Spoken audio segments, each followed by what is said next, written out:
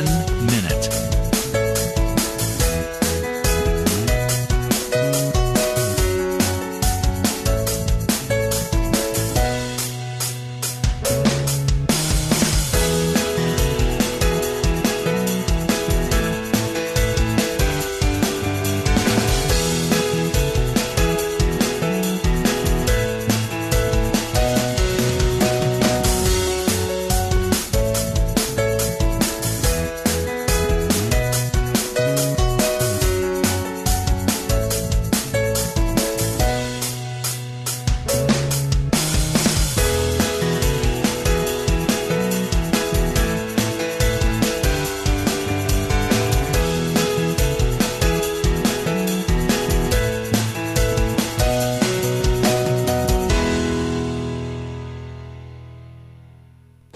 Welcome to Lynn Cullen Live at pghcitypaper.com. Email your questions and comments to Lynn at pghcitypaper.com. Well, hello there. Welcome. Good morning, good morning, good morning, good morning, good morning. Potter's in the building. That much we know. So he should be here momentarily, and if not, we'll send poor Jess up to get him. But, geez, I hope he does know. I don't know. Anyway, so... Nice to see you. I guess that's just a phrase, not to be taken literally. Nice to be being seen, if in fact you're looking at me now. Don't look too close. It's the 24th of January, which means there's just one more week of this horrific month left. God, did you see the forecast? The high on Tuesday of 2? Now... Okay, we just got to suck it up because this week is going to be warm compared to next week. And that's all there is to it. And guess what? It could be in Alaska tomorrow. Temperature. They are potentially going to break the all-around forever high reading for January in Alaska tomorrow, with a temperature potentially of 63 degrees. Oh, my God. That's in Alaska. I don't know where exactly. I suppose southern. 63 degrees! Meanwhile, it's freezing in Florida. Meanwhile, there's winter storm warnings in Houston. The world has literally turned upside down. God. I really feel sorrier than I feel for us. I feel sorrier for folks living in climes where this, where maybe they're in the 30s now or even 20s, and they literally are not used to this kind of thing at all. That's got to be tough. I mean, I don't know. Whatever. It'll make stronger folk of us all. Or, alternatively... Jess is going to go try to find him. Alternatively, I would like to start a movement that we all take the rest of the month off. What do you think? I mean, we'll just take next week off. Nobody wants to go out. Let's just take the... And the schools that have been, the 2-hour delays, the close, the this, the that, what are they going to do all in next week when it doesn't get above 10 or something? What do you do? Take the whole week or suck it up like eventually you're going to have to do? And to the dimwits who think that this, so much for global warming. My understanding is that global warming will beget bizarre things like coldest winters ever, more snow. I think it's Europe that's having a ridiculously warm winter. Everything's nuts. So that's it. A few emails to catch up on before Chris comes. This is from Ginger. Your programs... Did he forget? He forgot. Your programs with Jared Day are riveting. Please sign him to a 20-year contract. Okay, sure. And thank you. Also, I know it's not nice to gossip, but, I love sentences that start like that. But I live near Mr. Scaife. And I don't live in a mansion, Ginger says. I walk my dog past his house, and most days he has more garbage than anyone anywhere. Last Tuesday night, I counted 29 bags. Ginger, you stood outside Richard Mellonscapes' house and actually counted his garbage bags? 29. Wow, maybe they cleaned out a closet or something. He probably has servants living in his house, Ginger writes, and I know he hasn't been well, but nevertheless, 29, and he recycles only a bag or two. I was raised to be more charitable, but we all were, but I couldn't resist reporting on him. That's what you get for being Richard Mellonscape. I'm sorry. Ray writes he wrote this yesterday when we were talking about the lack of any, how chemicals, the line I don't think I'll ever forget is that the law in this country essentially is that chemicals used for commercial purposes are innocent until proven guilty. That's why when the West Virginia spill happened, nobody really knew the impact of that chemical on human populations because no studies had ever been done, because they didn't have to be done. It's only after a debacle like that, potential disaster like that, that we find this out. Hi. Uh-oh. No, I'm actually thrilled to see you. You know why? No. Because mistakenly I was informed you weren't going to be here at all. Oh, no, I was out yesterday, so that's why I was late, because it threw off my whole... Oh, all right, okay. Yeah, you thought it was Thursday or something. Yeah, I understand that. Totally. Thank you. Well, welcome, and it's a thrill to see you, because I wasn't expecting it. Anyway, Ray writes, I work on U.S. plants around here, not plant factories, that are owned by German companies. They produce materials here and then ship the finished products back to Europe because we... in America, can casually use chemicals necessary in the production of this stuff that cannot be used in Europe. They're banned in Europe. So, as Ray rightly then says, we are serving as Europe's third world. Yeah, or its toilet, depending on how you look at it, I guess. So that was one of the things that we found out about after the West Virginia spill. I was just saying, saw a great line, I think, in a piece in the New York Times yesterday, that the head of the U.S. Chemical something or other board, who's supposedly supposed to oversee chemicals in this country, but has no enforcement abilities or anything, he said commercial chemicals in this country by law are innocent until proven guilty. That's right. Innocent until proven guilty. That's right. So there's literally hundreds of thousands of chemicals right now, who knows how many up and down our rivers, being used potentially, and we, if they did spill, there's no studies on what that would mean. That's right, which is, if you think about it, it is astounding. Yes. It's mind-boggling. We've written about this in the past on Bill O'Driscoll, who does a lot of our environmental and health writing, has talked about this, that there's no, what they call is the precautionary principle, which is, first, you test the chemical to see what it does, and then you put it out into the world. And we do it the other. It's innocent until proven and guilty is exactly the state. And I mean, you think about it. I mean, wasn't there back in the 60s a thalidomide, right?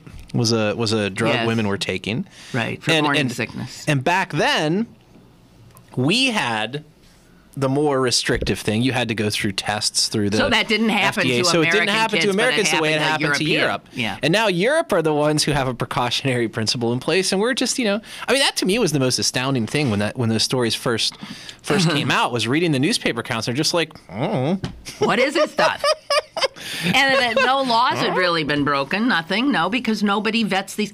The last legislation that Congress passed that had anything to do with vetting chemicals was 38 years ago. Yeah. And somebody said, would that have been Love Canal? After Love Canal? Might have been. Might have been. So we need people to die, get violently ill, pollution to wreak havoc, create crisis, and then we say, well, maybe we better. And then whatever legislation they put into effect exempted most chemicals from any kind of oversight at all. Well, look, not only do you need there to be crises, and not only do you need there to be people dying, I'm afraid they have to be dying in some place more glamorous than West Virginia, because I have seen in recent days reporting from West Virginia, people who live there saying, this actually isn't that unprecedented for us.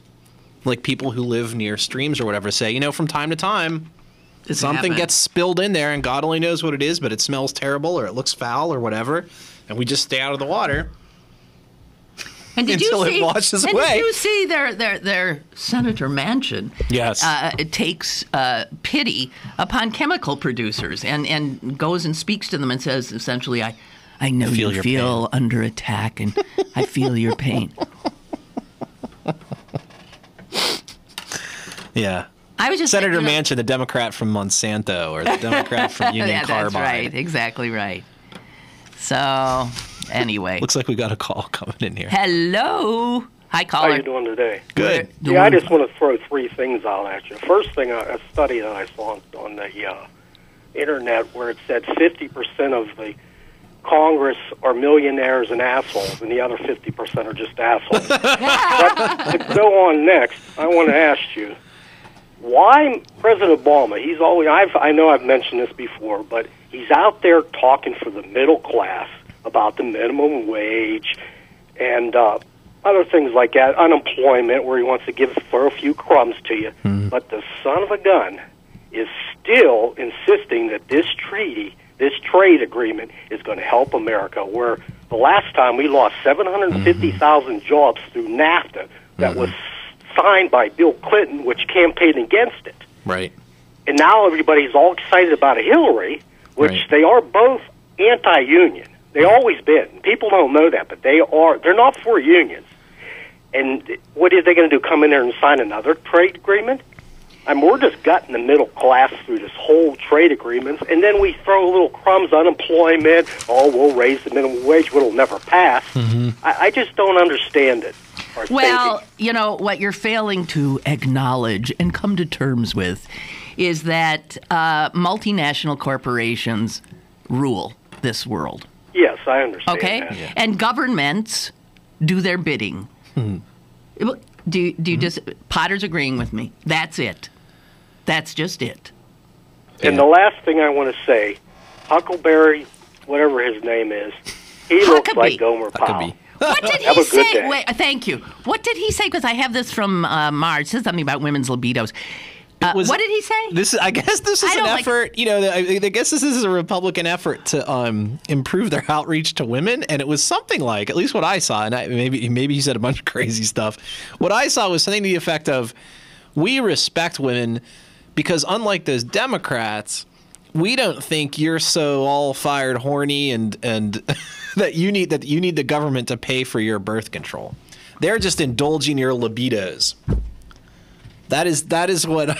Now, I didn't hear him say that directly. I was sort of going on some. If anyone has a direct quote, send it our way. Marge writes from Scott Township. Perhaps these men who continue to make comments about my right to control my own body will be happy if we just started wearing the scarlet letter when our libidos are acting up.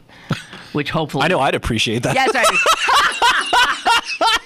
you'd save Honey, a lot of listening. wasted time, right? Time and effort. Just turn on the light, and I'll know. And Marge says, she hopes her libido acts up this weekend with the hubby. Because what else is there to do in this cold weather? You know what? Somebody mark 9 months from this week, because there will be a little baby boom. Aww. I'm willing to bet you. People snuggling. Things happen when people cuddle up. Okay. So, I have resisted. I've seen this in my periphery, Huckabee, libidos, and on Twitter. And those two words weren't enough to make you click on the link? No, they're not. See, and I want Huckabee and libido. I want to pat myself on the back for that. I thought, if this is the nonsense du jour, I don't care. Yeah. Oh, and the other nonsense du jour is everybody's hyperventilating over the New York Times Sunday Magazine upcoming cover, which features Hillary Clinton disguised as a planet. Her face, she does look like that. Her face is just. She does look like that H.G. Wells, that movie, that silent film they made, where it's like the moon and then the rocket, like. Plunk. Stunk ends up in its eye or whatever. It's the first, that was the first science fiction film, one of the first films. It was the first film, I think. No, not the first film. It was the first something. And it was a French guy. Yes. Anyway, and they're all, oh, well, this, and oh, well, they wouldn't, and blah, blah, blah. And I'm thinking, I think this doesn't matter much. I agree with that. I don't think it does. Thank you. I do want to go back. The caller said, I thought the middle point was interesting. It is, and we're going to hear this because State of the Union's next week, right? So is it? Oh, yes. God, I hate them. Is it forever, this feeling of joy? But and apparently the lead up to this is he's going to talk a lot about inequality or whatever. And it really is, as the older I get, the more jaded or something I become. I just, that caller was exactly right. These trade agreements, whatever, there's this whole, and it's not just trade agreements, it's also the financialization of the U.S. economy, which was part of that, and the sort of rise of finance and all this stuff. And so we're going to we're going to put a little lipstick on the pig. Maybe we'll extend unemployment benefits for another 13 weeks. Or we'll say, hey, the answer is education. So because we don't want to deal with the multinationals, because we don't have the moxie to challenge them, we're going to say the answer is education. So all you up-and-comers who are 20 years old go another $50,000 into debt. Yeah, that's right. Fattening the coffers of whoever. So, it's just like this begging of the real issues it's just astounding to me. It is really amazing. Well, and this plays into this report that came out about wealth distribution in the world. We know it ain't doing too well in our country and other places, that the gap, blah, blah, blah, blah, blah, blah, blah, has grown and grown and grown. And that is because of the rise of this global capitalism. And I don't know if these numbers are correct, but somebody has done the crunching. And if you were to take the entire population of the Earth and then take half of the population and, just pull it out, the poorest half, those people, which would amount to, God, how many billion? 3.5 billion, something like that. Is that? I think we have 7 billion people on the planet right now, don't we? Somewhere in there. 3.5 billion human beings actually have less wealth amongst all of them, half the world, than do 85 other human beings. That's amazing. If you were to show that as a pie chart, you couldn't even get it on the same page. You couldn't even get. You couldn't get the 85 on. You couldn't. You couldn't do any kind of a chart that would show it. You'd have to stand back about 3 miles. 85 human beings have more wealth, control more wealth than half of the world. That's not right. But that's global capitalism. Yeah. Welcome to it. And it ain't going anywhere. Yeah. And the Chinese, there's just been stories about what all the Chinese panhandlers, what do they call them in Beijing? The princelings or something, the princes. Yeah. All the money they have in the British Virgin Islands, the money they've squirreled away or whatever. So there is this big, I go back to this book sometimes. Anybody who's a fan of Kurt Vonnegut may know this book, Hocus Pocus. Mm-mm.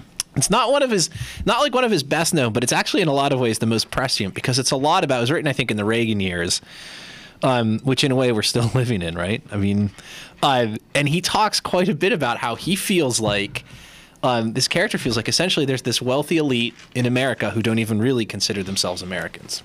They consider themselves sort of nationals of some other country. That's right. This other sort of global elite, and they just, they have sold the rest of us down the river, and they are just insulating themselves and withdrawing, not just physically, but morally and psychologically from any sort of feeling of kinship. That's right. Which is where they're all going, and I think we'd all be better off if all the rest of us could sort of start identifying ourselves. That's the irony, is it not? It was supposed to be the communists. It was supposed to be the workers who had the class consciousness, but we don't. It's the rich people who have class consciousness. Because of they're the ones who stick together. Because of the whatever human need that so many people clearly have to, despite all of the reality facing them in their lives, they need to identify with the people who have, and they do not want to identify with the poor people behind them. But that's the amazing thing. The people who have do. I mean, they're all in Davos, Switzerland right now as we speak. They're all hanging out. Yeah, they are. People who 50 years ago were at each other's throats and making war, whatever. I'm not saying we should go back to that system, but it is amazing. They're all hanging out together. It is. They're all getting along. Look, I mean, it is what is. These things happen, and it is for us to, deal with them somehow. It is no different than. How is it different? I was thinking. Okay, so the way the world used to be configured in terms of power and wealth was, let's say, in feudal times. Same kind of.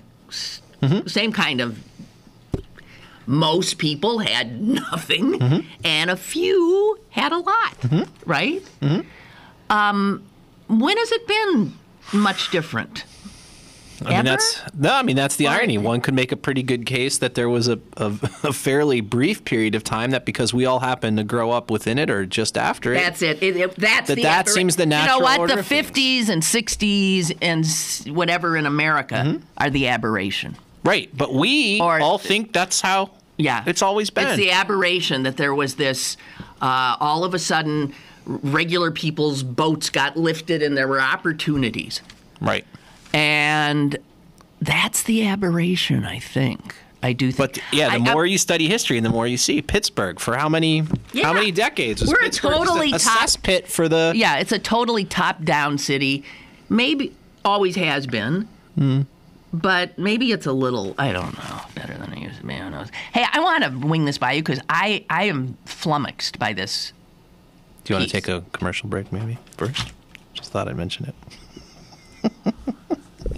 Well, actually, that would be well-timed. I'm here to help. Ain't he wonderful? All right, and Mr. Potter's suggestion, we will all pause for just a moment, and we'll be right back. Email your questions and comments to Lynn at pghcitypaper.com or call Lynn at 412-316-3381. Lynn Cullen Live will return in a moment. Download the brand new CP Haps app and find out what's going on in Pittsburgh. It's the fun and free app that puts the most popular events at your fingertips. Text events to 77948 to download now and register to win a Seven Springs overnight getaway, Alton Brown, or Brick Floyd tickets. The CP Haps app, brought to you by Pittsburgh City Paper. Check out my new time machine. Does it work? Hit the button. Hey, it's Napoleon. Oui. Check out the future. Hey, you have a nice house. Why don't I? You didn't save any money, buddy. If only there was a way I could go back in time and fix that. Yeah. Save something for the future. Put away a few bucks, feel like $1 million. For free ways to save, go to feedthepig.org. That's feedthepig.org. This message brought to you by the American Institute of Certified Public Accountants and the Ad Council. Now, it's back to Lynn Cullen Live at pghcitypaper.com. Planetary. All right, we're back. This is a piece that I pulled out of, I guess, the Sunday paper, New York Times. And it's from Cambodia. Maybe. Okay. What? Got a call? We haven't even done anything yet. Hello? Hi. Hi, Lynn. Yes, sir. You know, you're talking about the economies, the United States economy. Yeah. Are you or Chris familiar with the Powell Memorandum? Powell Memorandum? Yeah, is this the one that sort of began the construction of the vast right-wing conspiracy back in like 1970 or whenever it was? Right. 1971. Yeah.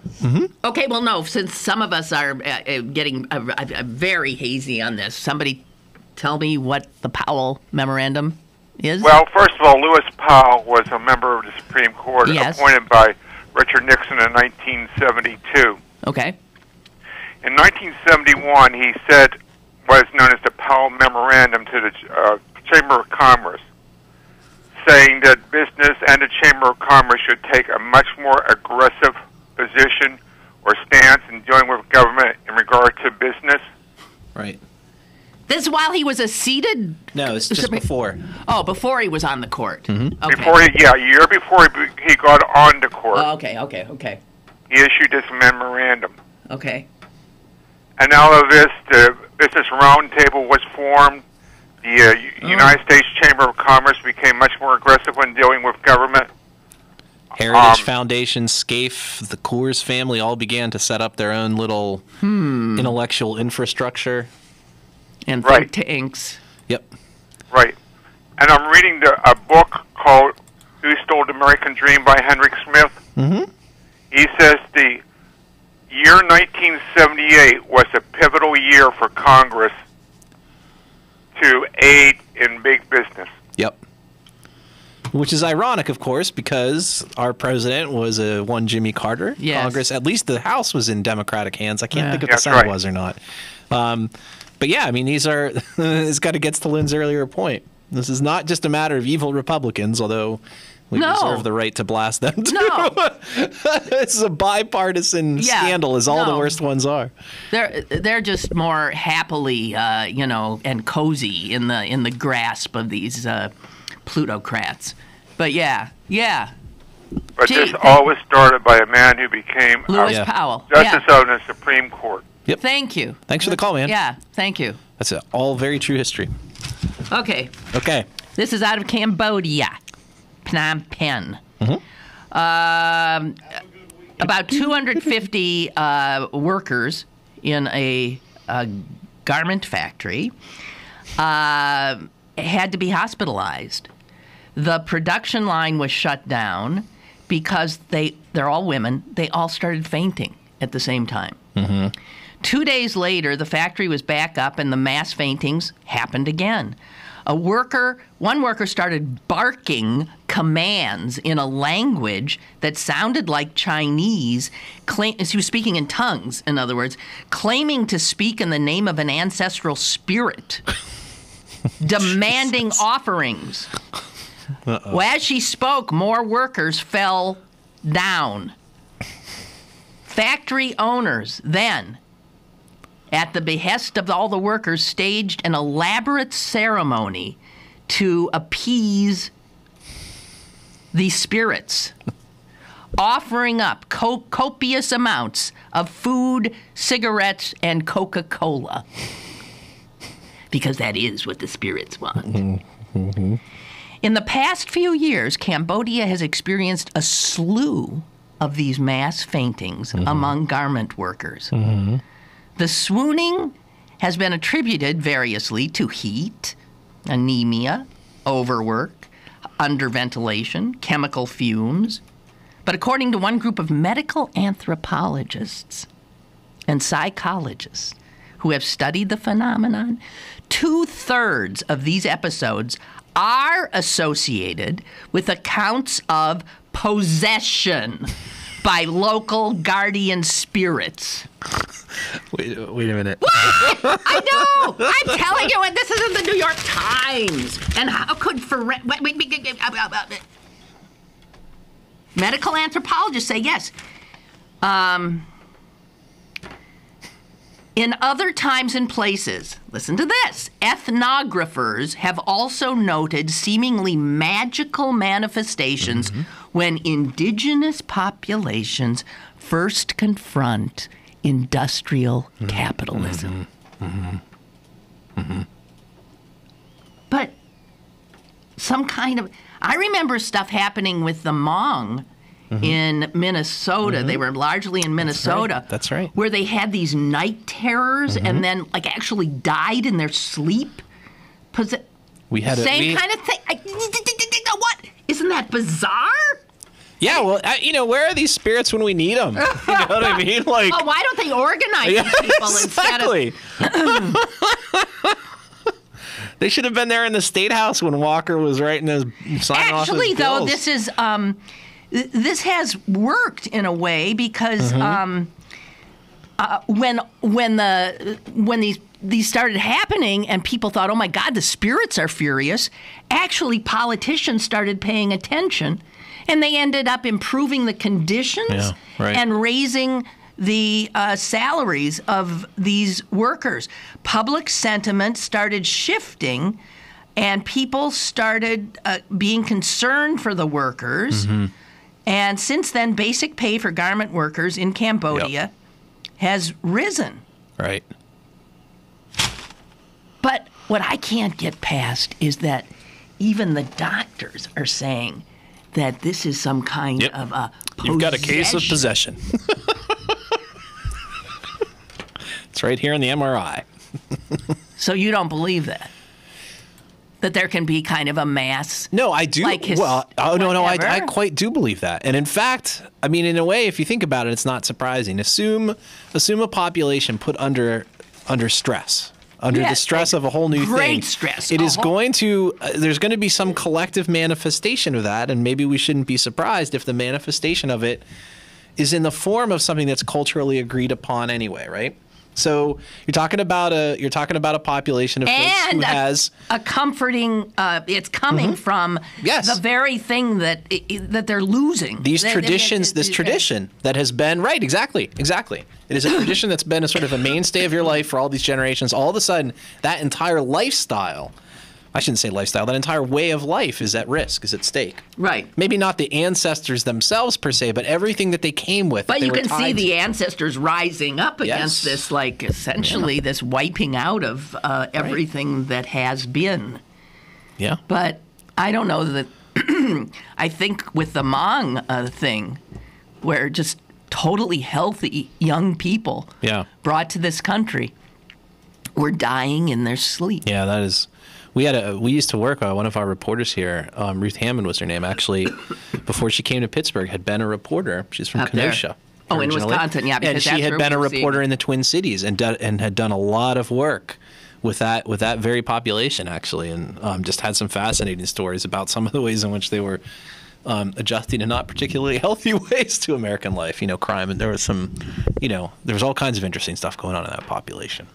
God. So. Anyway. Yeah. I am curious about. Yep, you've got a case of possession. Well, we've ruled out all the other causes. It's clearly the spirits. There, you can read them all. I would like later. You just read that and you figure it out. Blew my mind.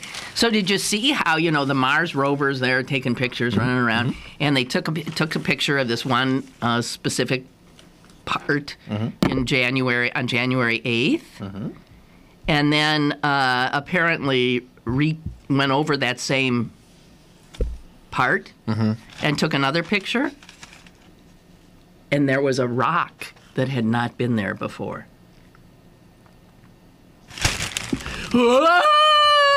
Speaking of spirits, now, yes, Mars rover. Could it not have dislodged the rock itself? Exactly right. Is that what it did? Yeah, of course. But they don't have proof, but they say that's the only thing that it could have happened, that maybe one of the wheels knocked the rock out. They said the rock has been upended though. So it rolled. Right. So what they're seeing is a bottom of the rock that has never before and they say, "Woo!" and it looks like a jelly donut. Oh my God, there is intelligent life. I know there's a jelly donut. They've left behind the fossilized remains of their once mighty civilization. And they say the composition of it is strange. Powdered sugar? No. Chocolate jimmies. Oh, God. I'll tell you what a world we live in. Yeah, that always reminds me. The phrase jelly donut always reminds me of the famous, this is apropos of absolutely nothing, but the famous story of John F. Kennedy's speech to the citizens of Berlin. Yes, exactly. Said, Ich bin ein Berliner, which means I'm a jelly donut. Yeah.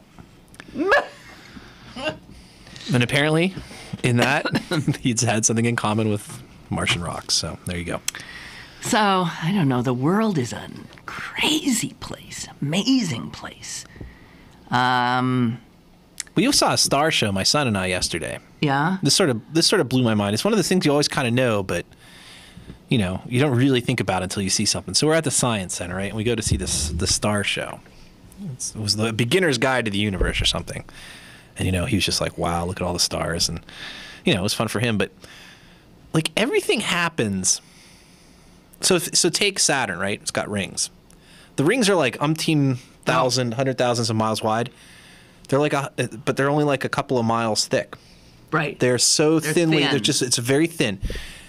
Then if you look at the solar system, the arrangement, the orbits of the planets around the sun, it's also a flat disk like that. Now, there's some things like comets and Pluto, which is not a planet anymore, by the way. It's now a minor No, planet. I know it's been demoted.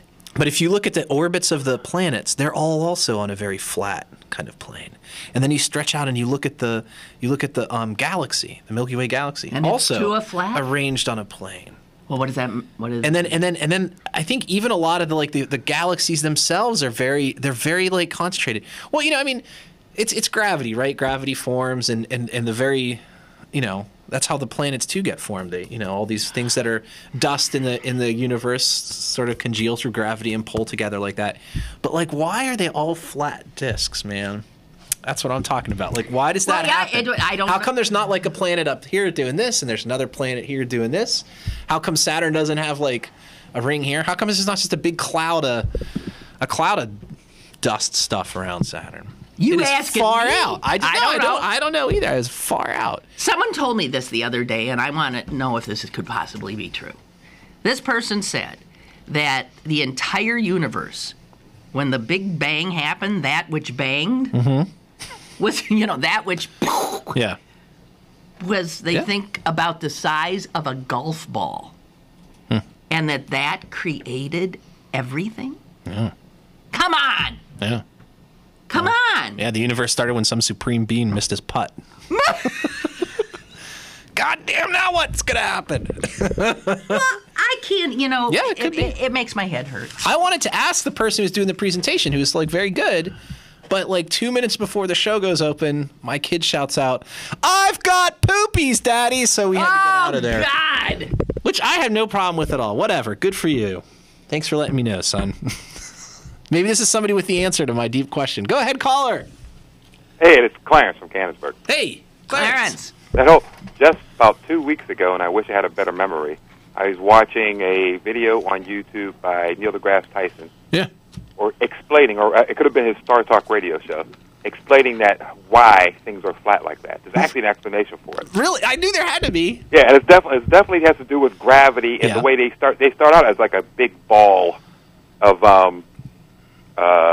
of just dust, just a random dust all over the place. And as everything starts slowly forming, being pulled in by gravity, right? There's actually a spin going on. Think about like a a drain, but make it flat. You know how it starts to spin? Yes. Yeah, and so everything ends up on that same plane as it's forming, the gravity's forming, and the spin is occurring. Everything ends up in that one plane, which tends to be the center of the sphere. Yeah. I like it. Yeah. So that's how on YouTube? everything ends up on that same plane.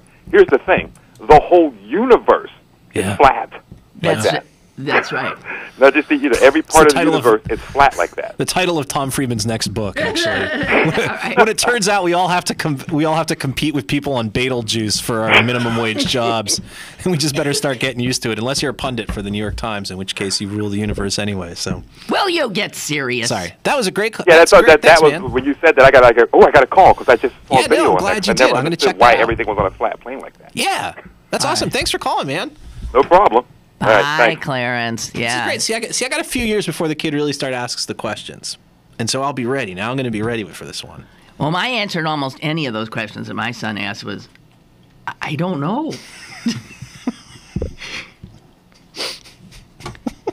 Honey, you can live in this world and not know those things. Yeah, but you should try it. I know, but I mean, what? I always felt like an idiot. I never knew any answers. It's so sad. It's sad? When you put it like that, it's sad. I'm sure you knew lots of answers. I did. If your kid asked you a question about governance or politics, then I could do it. But why is the sky blue? I know that's real basic, and I couldn't explain it. It has to do with the way light and blah, and the wavelength and something, and anyway, you just think it's blue because of cones and rods in your eyeballs? Is that true too? Is it blue? No, What is blue? Is blue not just a figment of our collective imaginations? No, it exists in a This is the kind of show we're going to be doing every week when they finally legalize pot use in Pennsylvania. Oh, listen, I ain't going to be... Everything's flat, Lynn! Wow! If you turn the universe on its edge... And, see, there was this golf ball. And for some reason, it just like... And then... It's enough to make you buy into the Garden of Eden. Really. Because you can get your head around that kind of. It's a story that's sort of, okay, I'll accept that. Wait, you know what? So that just brings me back to this story, this Workers of the World thing. This thing about the ancestor spirits. So wait. All right, You're okay, I'll hold. Okay. Hello? Hello, this isn't Clarence from Canonsburg? Okay. Okay, we'll let you Sorry, in anyway. you went into the color thing? Yeah. Yeah. The range of colors, which is, electromagnetic light waves. Yeah.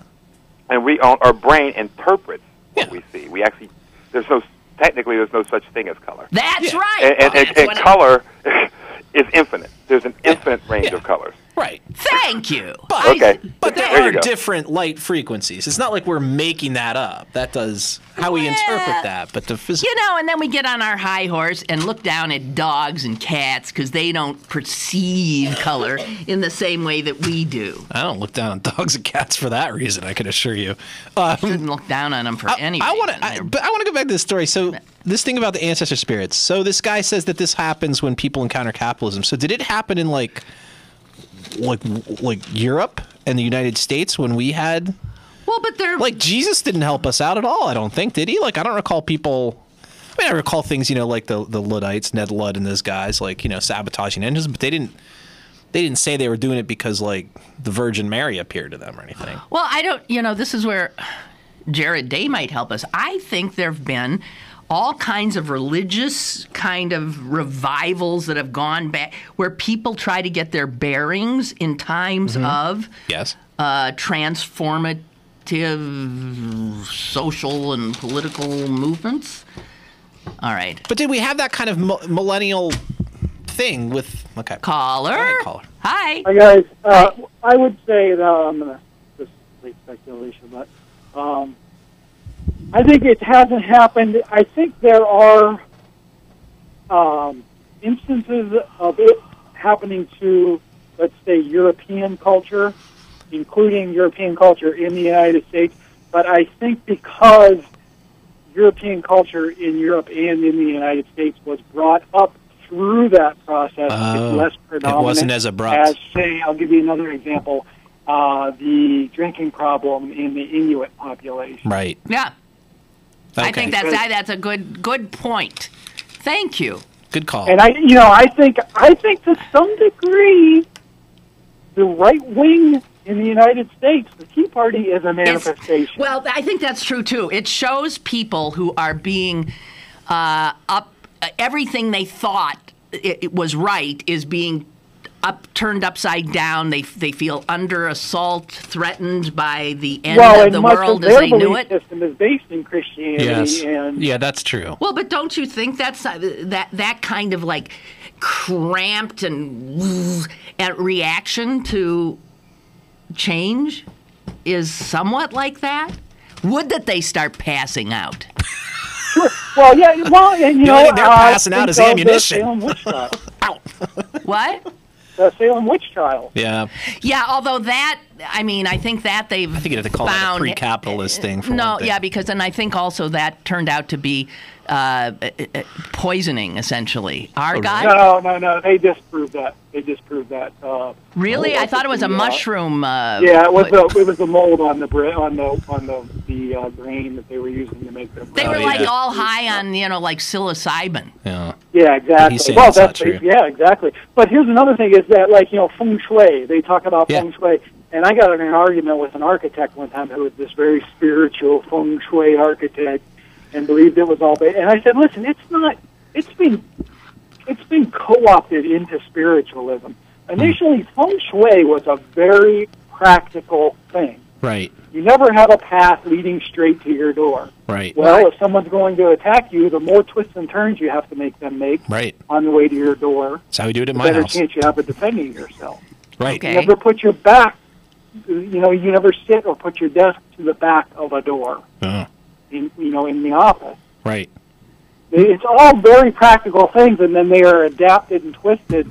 There are some, I would think that in most spiritual phenomenon or most ways of thinking like that, there is a very physical manifestation, it comes from a very practical standpoint. Yep, but once the interior decorators get a hold of it, look out. Katie, bar the door. And I want to come back as one of those gods that gets alcohol and cigarettes. Yeah, and Coca-Cola. Yeah. Thanks for the call. Bye. God. Being a god was so much fun, I would have done that part first. Do you want to take Is my audience smart? Yeah, You I know. This shut is up. like Shut up. You can tell me at least one time, but not twice in a show. Okay. I was actually going to when the call came in. Mr. Push and Shove, Mr. Take Over when it's not your show, Mr. It's all coming out now. Yeah, he's used to being in charge. He's a white. He's a white heterosexual male. We're taking a break. More is on the way with Lynn Cullen Live. Happy New Year from the all-new BergBargains.com. Log on today for the best exclusive deals from your favorite local restaurants, bars, and shows. Sign up for the weekly email update for your chance to win a $100 gift card from this weekly spa. The all-new BergBargains.com, Pittsburgh's best bargains. BergBargains.com. The traditional light bulb, a groundbreaking invention in 1879. It's time we switch to longer-lasting Energy Star light bulbs. They're more efficient than the old bulbs, like a text message is more efficient than a carrier pigeon. And they cut down on our energy costs. Because in our own groundbreaking age, we deserve a light bulb that saves us some cash. Saving energy saves you money. Learn more at EnergySavers.gov. Brought to you by the U.S. Department of Energy and the Ad Council. Have a question or an opinion? Call Lynn Cullen at 412-316-3381 or email lynn@pghcitypaper.com. Now, more with Lynn Cullen Live. Okay, I can't let the week end without saving Jess. You okay there? I'm okay. Yeah. God. She looks miserable, though. Give her the day off! I gotta work tonight anyway. In the food service industry? No. Oh, God. I just... All right. Whoa.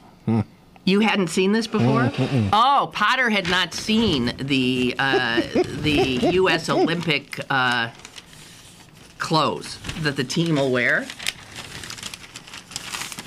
Ralph Lauren designed. For those of you, it's not going to show up here. It's sort of a patchwork. At first it looks a little like something my grandma would have made. Exactly right. Your grandmother, if she'd been doing psilocybin. Okay, so that is the ugliest sweater I have ever seen. And someone said, people are freaking out about it. And someone said, it looks... This is a fashion critic for the New York Times. She said, it invites comparison to those hideous Christmas sweaters. Yeah, right, exactly. It's exactly what it looks like. Mm-hmm. And this is what Ralph Lauren comes up with. And then I saw, and this is great, then I saw that U.S. athletes are being told by the State Department not to wear any defining clothes at all when they're because they don't want to be outside. Yeah, they do not want to be, seen to be Americans. And someone else said, God, it's like wearing Times Square on your body because it's that busy. Oh, it's just awful. I think, but it's better than last year. Last year they looked like fascist youth. Well, do you remember last year? Yes. But let's consider this policy. Or not last time. Given everything going on in Russia and the whole anti-gay thing, maybe the idea was we'll put them in these sweaters that no self-respecting gay person would wear.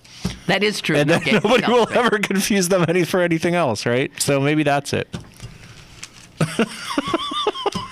That was really bad. So I think, are we going to be looking at those when they do the little Well, I think when they walk around in, the thing? they actually have a different outfit for walking in than they have for the final ceremonies. Also, they have like these not bad looking little, you know what a pea coat is? Mm-hmm. Yeah. They have blue pea coats with a big red band around them at some point, around the hip. And they're actually nice looking. Mm. So I would think they'd be walking in like those pea coats.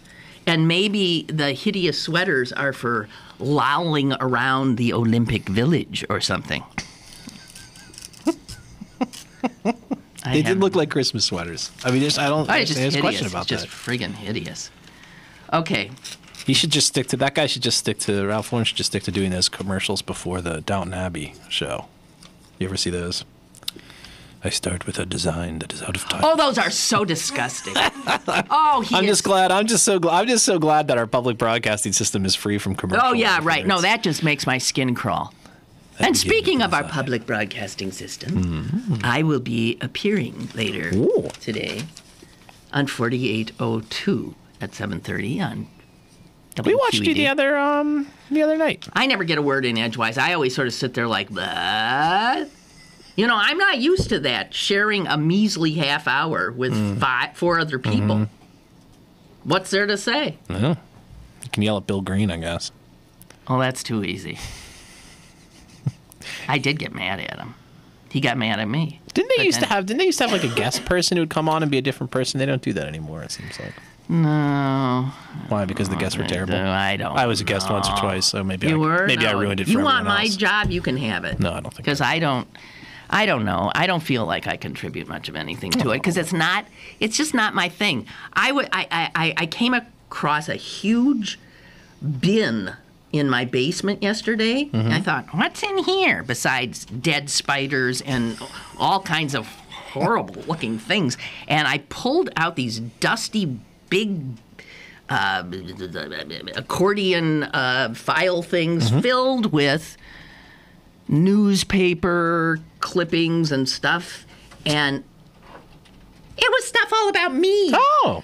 But I was reintroduced to my life. I had completely forgotten some of this stuff. Mm-hmm. And there were a number of things that showed that me and public broadcasting are not a comfortable fit. What do you mean? You were, I know, but nothing ever worked because I'm too... That's not true. Cullen Devlin was a really successful Well, there are a show. lot of things on about Cullen Devlin. Mm-hmm. Do you remember Peg Lewick? She ran Luxick, yes, the pro-life governor person. Yeah. Mm-hmm. She put out this press release ripping the the first show of Cullen Devlin up one side, down another, and said that Lynn Cullen went out of her way to besmirch the Catholic Church. I hope you did. I'm just kidding. I don't think I did. Sounds like a great strategy for press, though. I mean... And then there was this other one where the PG ended up doing a story when Dimitri Vassileros subbed for Anne. And apparently, I almost went insane during that show. And they said I hurt my hand banging on a desk that Dimitri later wrote a column in the Tribune Review about it. It was likened by Michael Fields, who at the time ran WQEX, to, he said it was one of those fascinating hours, like watching a train wreck. I don't remember it, but apparently it was a debacle. Was Dimitri's column like gloating, like I got under the skin of the liberal, or was he kind of like... he acknowledged that I guess the train wreck aspect was mostly him. Okay. And he said he made fun of himself. He actually did. I don't agree with him on anything, but he's a pretty decent. He's a good sport. He's a good soul. Yeah. And he said how this was his great chance. He was asked to sub on television. He never done it. And he talked about how he got all ready and he was this and that.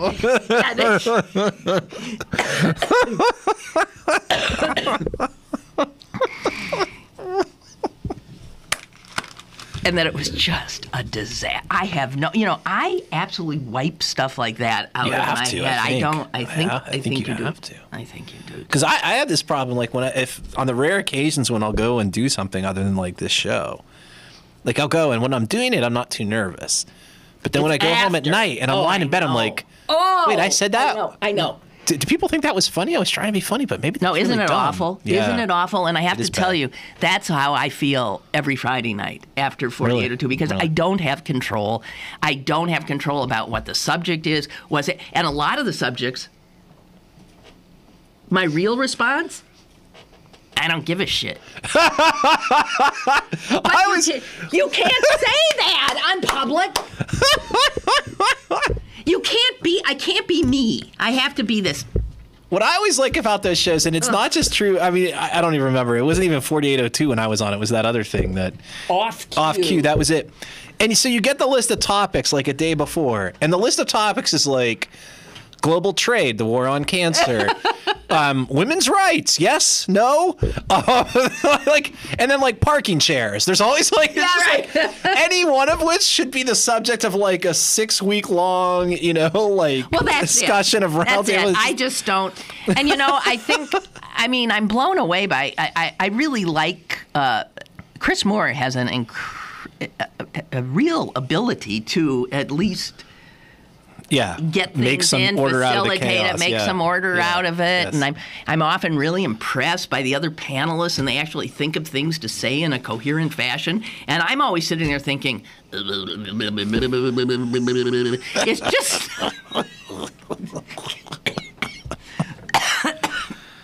So if you tune in tonight, I want you to know that you could think of a bubble over my head the whole time thinking...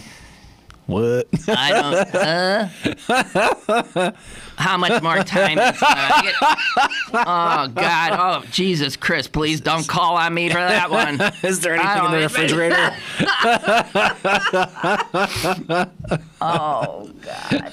So no, often. And as a matter of fact, last Friday night, I went home and I think I drank an entire bottle. This time you should drink it before you go. Right, you won't lack for something to say. Well, I thought, oh, God, you didn't this and you didn't that. And why didn't you say this? And what a stupid thing to say. And, oh, my God. It's because you have so little. Maybe you have 3.5, 4 minutes of the whole. Oh, the whole show, yeah. And in fact, you don't know what you're going to be asked about. Yeah. And sometimes, seriously, I've got no opinion at all. I don't even care. That's my... And that's always the one you get called out for, too. That's the other thing. And you see, the other panelists are all truly political people. Yeah. They've worked in politics. One's an elected official. One's an elected official. Valerie McDonald Roberts was an elected official, and now she's back in the county government, city government. And then Bill Green was a deputy, he was deputy to Thornburg when he was governor. So these are people who really love politics, and they know it, and they know people, and they're in on the scuttlebutt, and they're always talking to each other before and after. And I'm sitting there like, oh my God.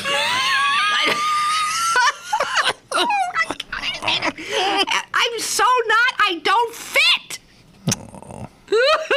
I don't want to go tonight. I want to just go to. I was invited to a party. All right. So anyway, 4802. Well, now everybody's going to want to tune into it. This might be the episode where Lynn finally goes completely off her nut. Oh, you know what? Last week I did say hell. I did. Dun, dun, dun. I said something like, well, what the hell? And I saw all these eyes looking at me. Can you not do that? Well, I'm telling you, you could physically feel the air go. And everybody was looking like, and I said, oh, whoops. You can't say that. I'll tell you. Oh, well, sorry. What the heck? And then and then after the show was over, somebody came in from someplace else and said, did you really swear? Did you swear? I said, I didn't swear. Hell? Is that swearing? No. It's not. Yeah. So anyway, if I said what the fuck tonight, I wouldn't have to worry about it. There you go. All. But before you do that, Lynn, I want you to just think about all the children that watch that show. Looking to you guys as models. All those impressionable minds. Daddy, I want to be a pundit when I grow up. Can we watch 4802 tonight? Oh, God. Oh, well. It's not easy being me. I've got that sense. It's not. I'm going to be honest with you. It's not even hearing about being you. It's not easy hearing about being you. I can only imagine what it's like on the inside. Oh.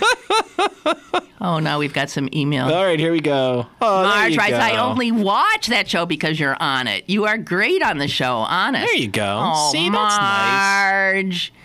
Thanks. Will you call me after every show? I'll give you my phone number and talk me home because I'm... Oh, hold on, here we go. Oh, here's somebody who wants to strangle Bill Green. Bill Green yelled at you. That is right! Last time, he interrupted about me, he said I misquoted Turzai about what he said about the voter ID helping elect. His anger was only equaled by how wrong he was. Yeah. I think he was wrong, but you don't. And then when he was talking later, I interrupted him, and he said, "Don't you interrupt me!" I said, "You interrupted me before you did." And it's just like you don't want to. I mean, I am so glad we have a public TV station out there that's elevating the discourse. A lot of times you turn on the cable and they're just guys yelling at each other. Oh, God. A substantive, thoughtful discussion on 4802. Seriously, just do one of you want to do it? Pay's great, man. Better than this place, probably, on a per-minute basis. On a per-minute basis, for sure. All right, that's it. Enough. We're done already. That's terrible. Really, watch 4802. Who knows? Sometimes it's a good show. Yeah. And you can never tell. Maybe it always is. I don't know, but I'm too close to it, literally. I can't see the forest for the trees. And it's just not, public and me just don't. I'm too volatile. I wave my hands too much. All right, I'll shut up. Thanks, just Lynn. Thinking about it makes me nervous. All right, you'll be fine. fine. Did a dog chew on your sleeves? Yeah, I know. It's a little bit. What is that? I just think it's tattered. I just wear it to keep warm. Get a little cold. I got this hoods to prevent the radiational cooling from my head. Okay. All right. Okay, we're going to wish Jess a good weekend when she improves her health, I hope. And I don't get sick, you guys, and stay warm and, move to Alaska. It is so much warmer there. It is a joke. Yeah. Really? Mm-hmm. All right. See ya. Bye.